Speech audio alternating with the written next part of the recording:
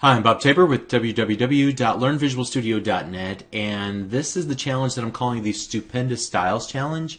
And you can see that I've got a fictitious company I created called GoNuts. So my idea here is that someday, when I'm burnt out or when everybody discovers that I'm a fraud, I will open up a donut shop. And I thought it'd be cool, if you go up and you pull up to some sort of a terminal and you push in your order, and then you drive around and a robot delivers it into your car. That would be pretty cool.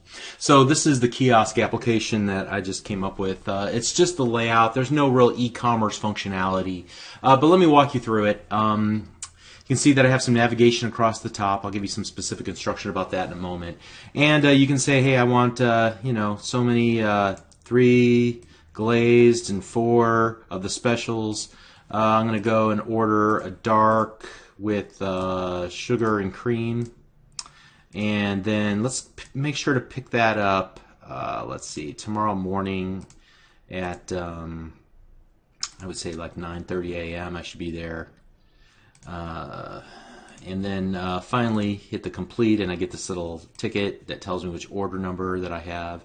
And you'll notice that, and I make a point of this, that it's responsive in so much that you can resize things and they mostly look good. See, there's this attractive little graphic here on the right hand side that I've got these, even though different colors on the different pages, got the logo, and on the last page there's a colored logo. What else could I show you here? Well, I'll tell you what, we have a bunch of resources. Let me shut this down. And let's talk about the requirements here. You can see that I have this folder for you to download from wherever you're currently watching this video. Make sure you grab this because it has the instructions and all the resource files that you're going to need to put this together.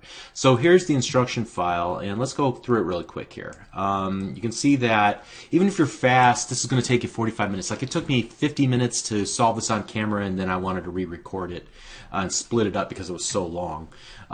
So don't get discouraged if it takes you a while. Just keep plugging away. First of all, you want to use styles as often as possible. So if you see the same thing happening in multiple places, if you see that you're applying the same margins and colors and fonts to more than one item, then make a style for it. Okay, that's really the point of this lesson, is to exercise that, as well as to exercise some of the new controls that we just added in the last couple of videos. So you're going to create 5 pages, or you're going to obviously have the main page and then 4 others.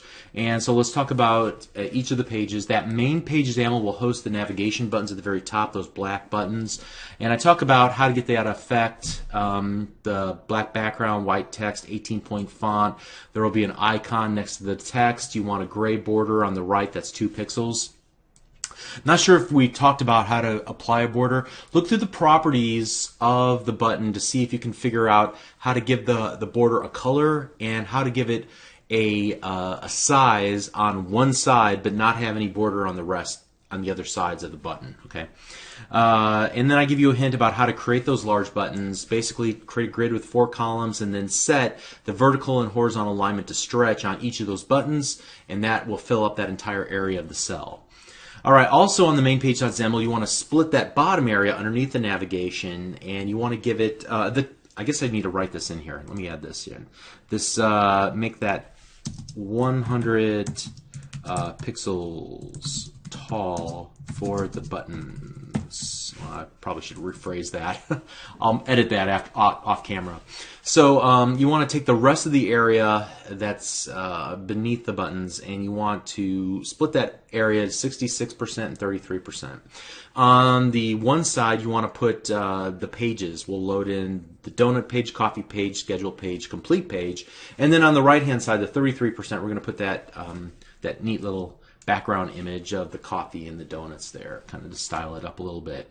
And so whenever a user clicks on one of the black navigation buttons at the top, it will load in one of the other pages into that bottom frame area. And so you'll start with the donut page. It's just going to host a white logo and 2 slider controls. Make sure you add some padding around the sides of those controls. Make sure that you can only order up to 2 dozen of each type of donut. Arbitrary limit there. On the coffee page, a little more involved. There will be some logic on this page. First of all, you'll notice that it had a white logo and 3 buttons. and each of the buttons are going to have a flyout menu, and I give you the contents of those flyout menus here. And whenever a selection is made, you want to update a label control that will display the your selection in the text block. I don't know if I demoed that, so let me run that again really quick here, and let me show you what I mean. Here, I'm going to say I want medium, sugar, and whole milk. But if I were to set the coffee equal to none, then it removes everything else, because obviously you can't just order a coffee.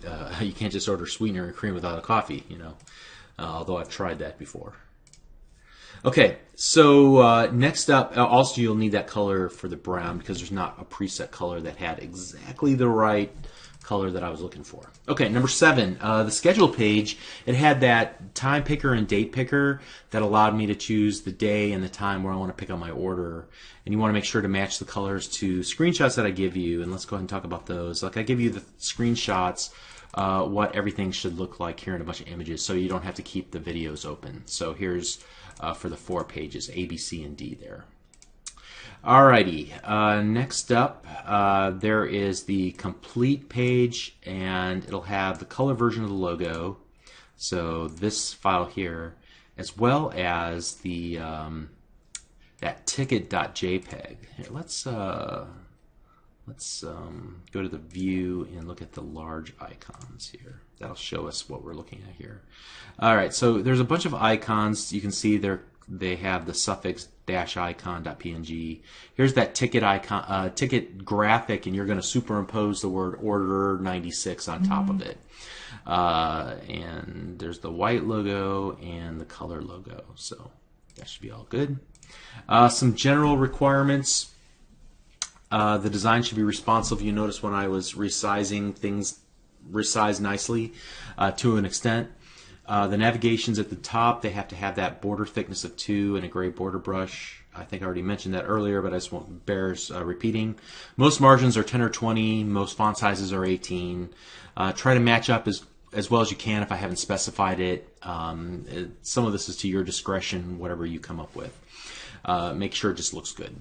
You'll only need code behind for the navigation itself. We're not talking about any other logic unless I've noted above, okay, earlier in the document. You have those images A through D that will give you the various layouts so you can look at it. Also, you want to try to resolve this without watching the next few videos, where I'm thinking I'm going to split this up into like 4 or 5 videos so you can get to just the help that you need.